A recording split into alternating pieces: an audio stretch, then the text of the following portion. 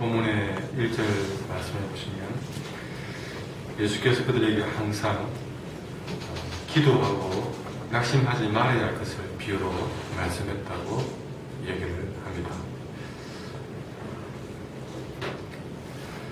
어떤 도시에 아주 고약한 재판장이 있었습니다. 이 재판장은 공의롭게 모든 일을 판결하라고 세워놓은 위치에 있는데, 근데 이 고약한 재판장은 공의를 세우거나 또 사회적으로 약한 사람들을 보호하는 데에는 전혀 힘을 쓰지 않고 오직 자기 자신의 부귀와 안락에만 관심을 둔 그런 사람이었습니다. 포하겠습니다. 그 당시에 어떤 그 당시 가장 가난하고 힘없는 사람 과부가 이 고약한 재판장에 가서 자기 원수를 좀 갚아달라고 부탁했습니다. 당연히 이 재판장은 이 힘없는 사람의 이야기를 들을 수가 없었던 것이죠. 좀 돈을 가지고 왔거나 그런 덕이 되는 사람이면 모르지만 가장 가난하고 힘없는 사람이 대표였던 이 사람이 가서 무슨 부탁을 한들 들어주겠습니까? 콧방귀도 웃기지 않았습니다. 그런데 이 과부는 아무도 그를 도와줄 사람이 없는 그런 상황이고 다른 대책이 없습니다. 달리 해결할 방법이 없습니다. 오로지 지금 이 재판장이 악하든 안 악하든 지금 이 재판장에게 말하는 것 외에는 다른 방법이 없다는 것이죠. 그래서 이 과부는 끊임없이 이 재판장에 가서 청원을 했습니다. 결국에는 이 재판관이 하는 말이 4절과 5절에 보시면 이런 말 합니다. 그가 얼마 동안 듣지 않다가 후에 속으로 생각하되 내가 지금까지 하나님도 두려워하지 않았고 사람도 무시하고 살았는데 문제는 이 과부가 끊임없이 나를 찾아와서 나를 번거롭게 하니까 내가 저 사람 문화를 풀어줘야 되겠다. 안 그러면 내가 괴롭겠다. 그런 이야기를 하고 있습니다.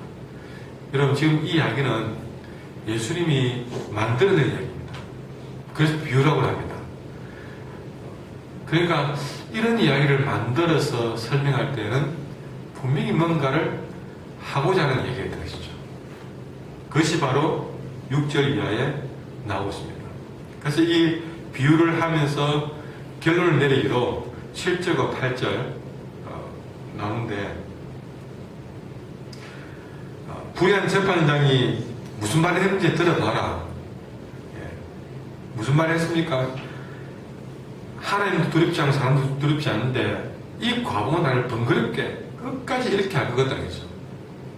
그래서 그 원한을 풀어주겠다. 하물며 하나님께서 이런 고약한 재판장도 이렇게 끊임없이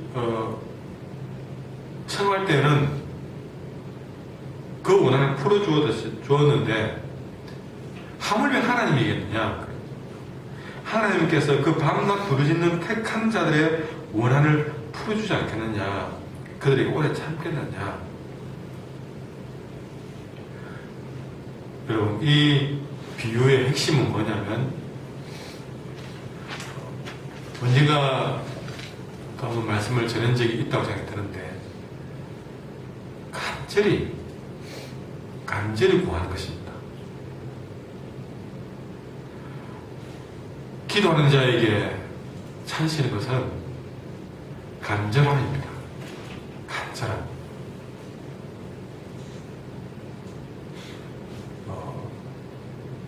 그래서 이 비유를 시작하면서 1절에 뭐라 했습니까?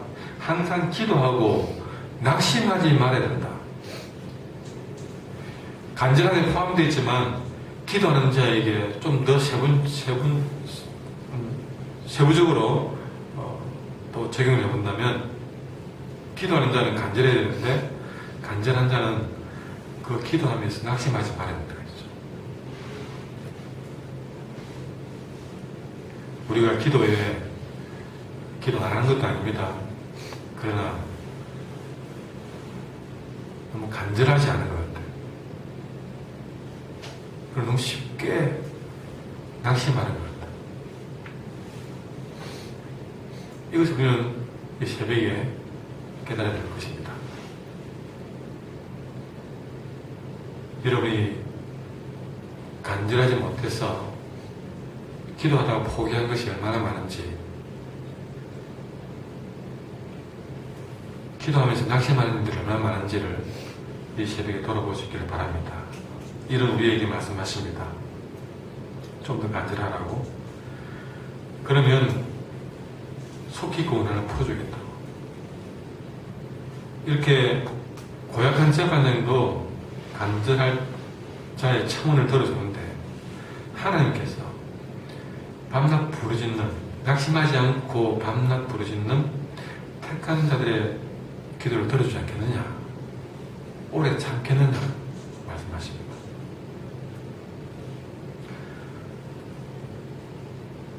이 비유를 말씀하시면서, 자, 그러면 오늘 본문에서 우리 모든 삶에서 그렇게 기도할 때 간절해야 되겠지만, 근데 또 하나의 핵심이 있습니다. 그건 뭐냐면,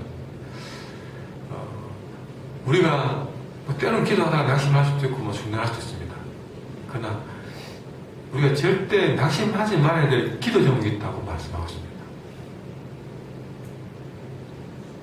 우리가 구할 때, 얻을 때까지, 응답할 때까지 낙심하지 않고 간절히 구해야 될 우리 인생의 가장 절실한 기도 제목이 있다는 거죠. 그러니까 적어도 다른 거는 몰라도 이거는 낙심하지 말고 포기하지 말고 끝까지 구해야 될 기도 제목이다. 그건 다름 아닌 하나님 나라는 거죠. 하나님 나라에 대한 기도 제목은 우리가 끝까지 낙심하지 말고 구해야 된다는 것입니다.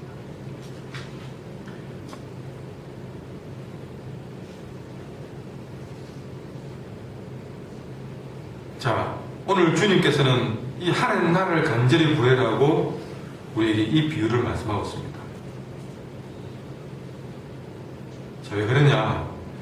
여러분, 참으로 과부에게 공의가 이루어지고 그 원수가 갚아지고, 또 실제로 밤낮 부르짖는 택한 자들의 원한이 풀어지고, 원수 사탄이 재판받는 것은 어딥니까? 하나님 나라입니다. 세상에서는 죄송하지만 좀 공의롭지 못하는 것이 어쩌면 정상입니다. 우리가 살아가는 세상에서 공의가 온전히 이루어질 것이라는 생각은 어쩌면 착각입니다. 세상에 살아가면서 너와 나의 원한이 제대로 풀어질 것이라고 생각하는 것은 착각입니다. 오히려 공의롭지 못한 악한 자들이 덕시하에 보이는 것은 세상이기 때문에 그렇습니다.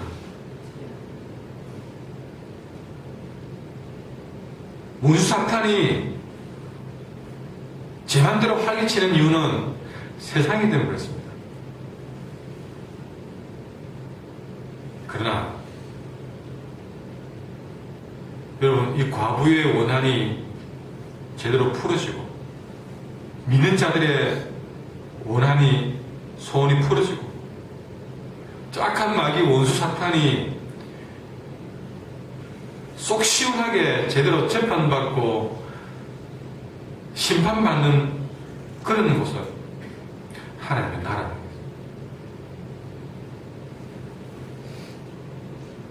그래서 갑자기 낙심하지 말아야 될 얘기를 하면서 과부의 원한 갚는 얘기가 나오고, 실제로 택한 자들의 원한 갚는 얘기가 나오는 것, 그 풀어주겠다는 말이 나오는 게 이게 다 알고 보니까 하나님 나라에 대한 이야기였구나.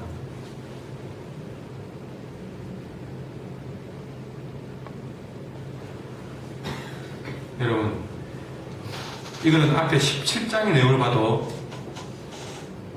이해가 되는 부분입니다. 17장에 바리새인들이 17장 20절에 하나님 나라가 언제 임합니까? 물어봤지 않습니까? 그러니까 하나님 나라가 언제 임합니까? 라고 물어봤을 때에 그때 이야기는 노아의 때, 롯의 때 이런 얘기하면서 하나님 나라를 언급했습니다. 그러니까 하나님 나라에 대해서 이야기를 하면서 바로 이 낙심하지 말아야 될 기도를 얘기하시죠. 우리가 하나님 나라를 진정 구한다면, 하나님 나라를 위해서 기도하기 시작했다면, 여러분, 우리가 그 낙심하지 말아야 된다. 근데 우리는 어떻습니까? 오히려 하나님 나라에 대해서 기도를 하면서 얼마나 빨리빨리 하나님 나라에 대해서 포기하는지 모릅니다. 얼마나 우리가 쉽게 하나님 나라에 대한 기도를 포기했는지 모릅니다. 세상 나라는, 세상의 것들은 얼마나 구하면서 하나님 나라에 대한 우리가 간절한 기도는 얼마나 우리가, 간절하지는 않습니다. 하나님 나라를 구하지 않습니다. 이게 문제라는 것이죠.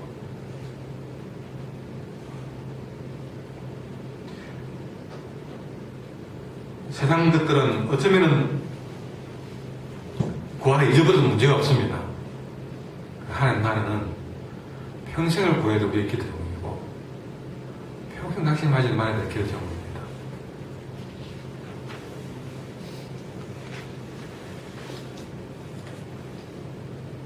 예수님은 이 비유를 마치면서 8절에 마지막 뭐라 했습니까? 그렇게 하기를 하나님께서 해주시겠는데 그러나 인자가 어때 세상에서 믿음을 보겠느냐? 이제 마지막 때 주님 오실 때에 세상에서 마지막 그때까지 하나님 나라를 포기하지 않고 기도하고 있을 사람이 몇 되겠느냐?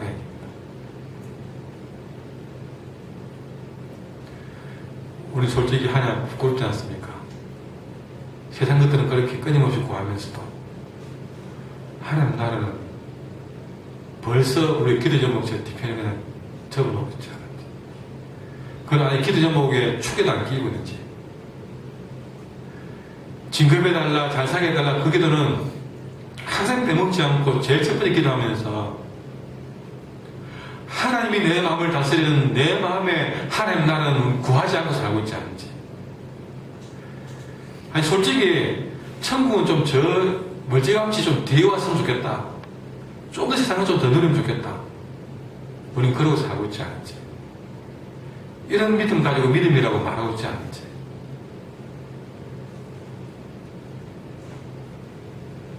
여러분, 지금이라도 하나님이 나를 하나님 나라에 부르시면 아이고 기다렸습니다 하고 기쁘게 갈 사람 누가 있겠습니까?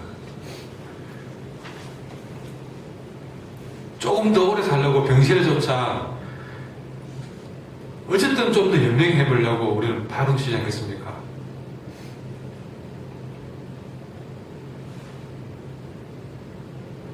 여러분 마음 가운데 하나님 나라 얼마나 가십니까?